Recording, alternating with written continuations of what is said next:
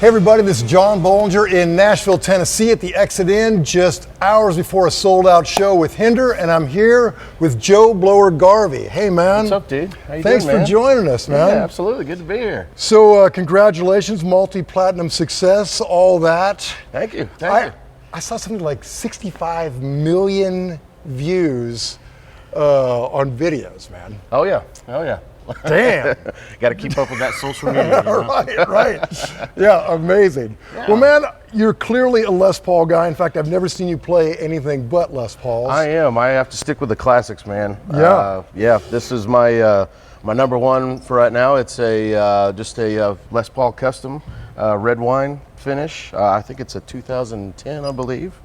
And yeah, man, I've been using this.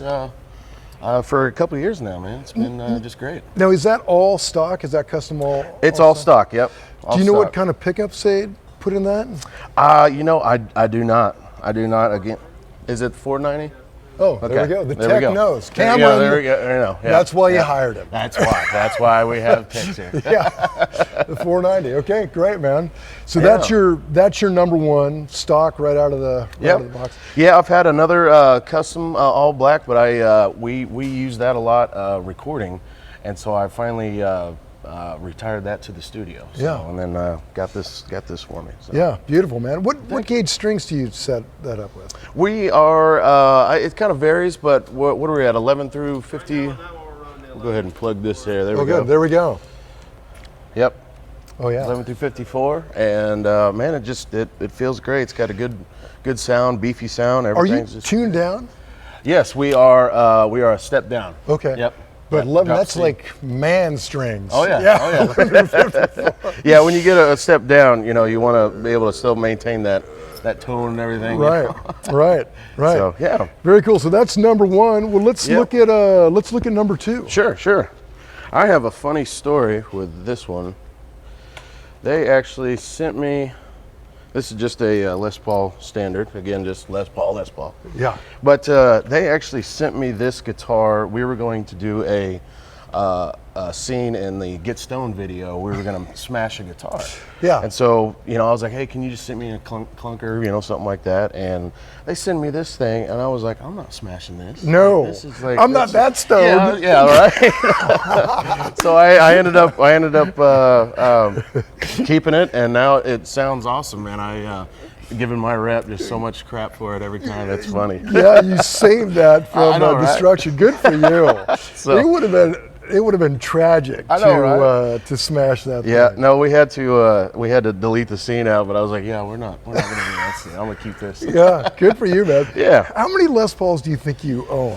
Do you even know? Man, I am up to probably at least 4 or 5, I think, something like that. Yeah. That's a manageable number. Yeah. Yeah. They get addictive, just like, you know, tattoos. and all Yeah, that. sure. Yeah. Yeah, it's like potato chips, man. Right. You can't have just one. Yep. Yeah.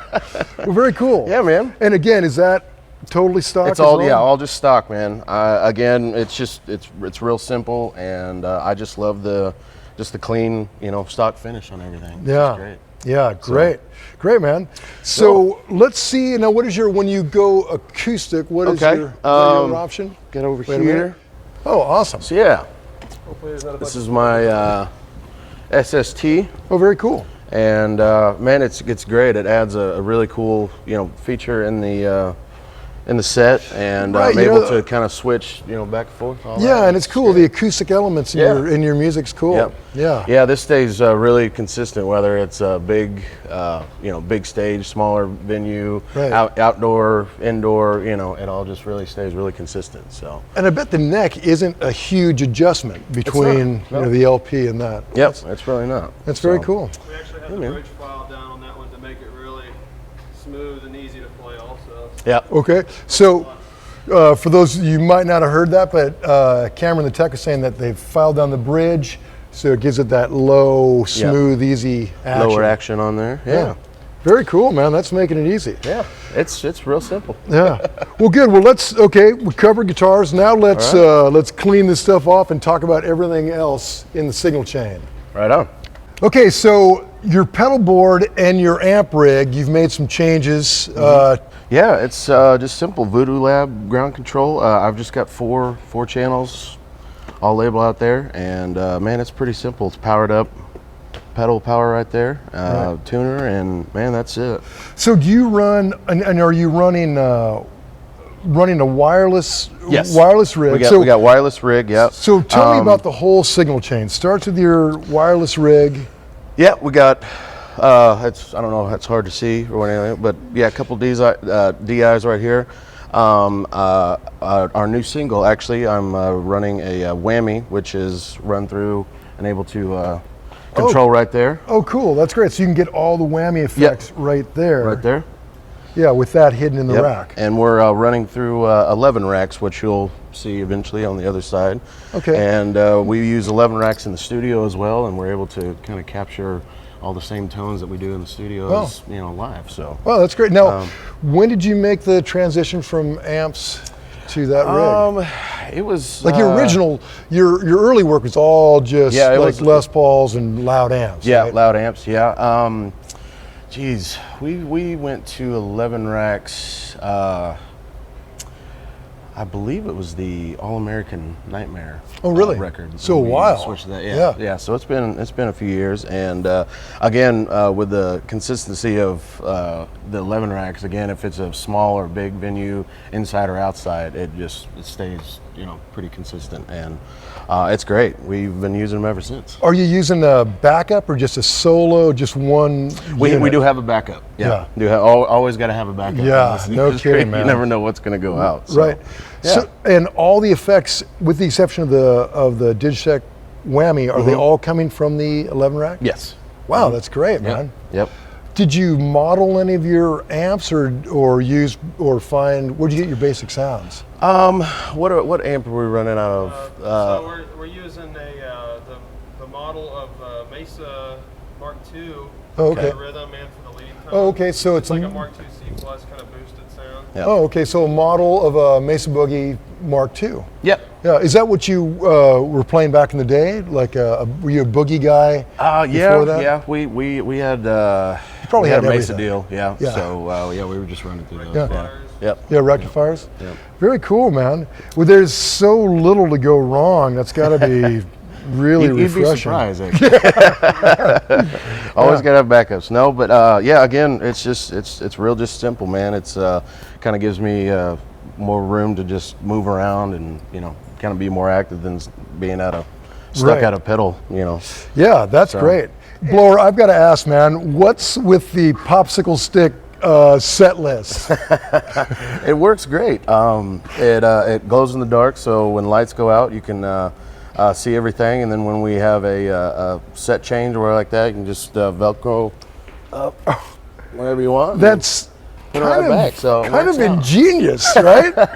I don't remember who came up with that, but when I first saw that, I was like, yeah, that's just the way to do it. Yeah, good, man. Okay, way to improvise. Yeah, right. Okay, I'm here with Mark King of Hinder. Mark, man, thanks for joining me. Absolutely, buddy. Thanks for having me. Man, tell me about this very cool Les Paul. Yeah, this here is a Les Paul GT. I got this this is actually my first Gibson. I got this on the video shoot for Lips of an Angel. Wow. And I was with Gretsch before them, and I couldn't get my Gretsch guy on the phone because I wanted a new guitar for the new video. And Blower's like, dude, my guy at Gibson's been asking about you. And I called him, and like literally this was there the day of the shoot. Oh. It's my first Gibson, and I love it. I play it every single show, so it's bad boy. Killer, man. Did it come with these mirrored? Yeah. Wow. I don't know if you can. Flame here too. It's pretty rad. That is awesome, man. Yeah. I love the mirrored markers. I've never seen that before. Yeah, it's different for sure. I dig it. Now, do you know like what kind of pickups came in it? Is it all stock? Yeah, this was all stock. Wow. So. Yeah. It sounds good. Do you know what the pickups or anything on that? Do you know what they are?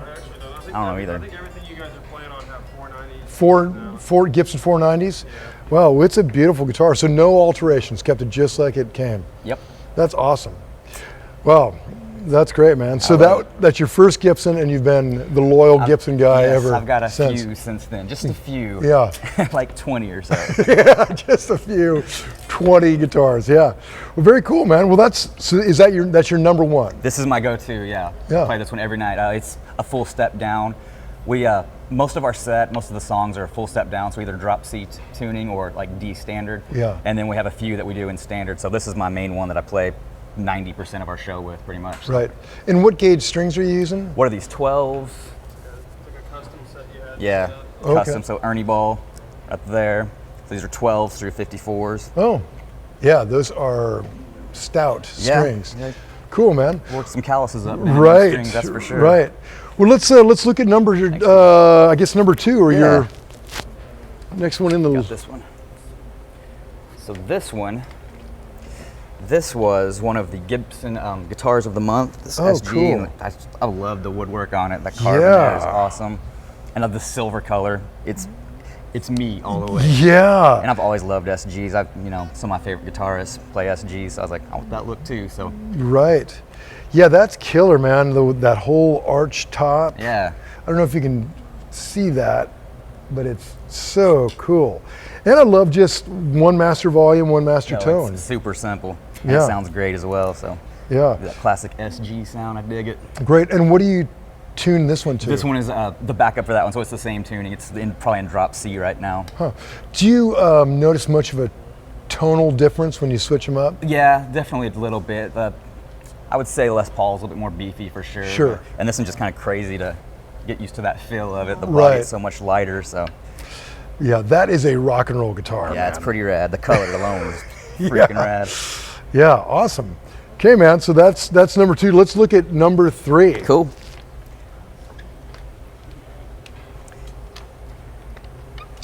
Another Les Paul here. This one is in standard tuning. It just sounds great. I just got it refretted recently. That color's like, honestly, when I'm wearing this one on stage, I think people take more pictures of this guitar than any other. Yeah. I guess it's just a good looking rock and roll guitar. It is, man. Just such a classic burst. Yeah, I love that, man. Like a faded 50s. Mm-hmm. Do you know what model number this one is off the top of your I head? don't know. I know I got it in 08, I'm pretty sure. So I've had it for a little while and it Played looked the worn. frets off of it. Yeah, It's absolutely. a relic of some kind. It looks like it's been relic. Yeah, I think so too. Yeah. Yeah, so relic-y. Awesome, man.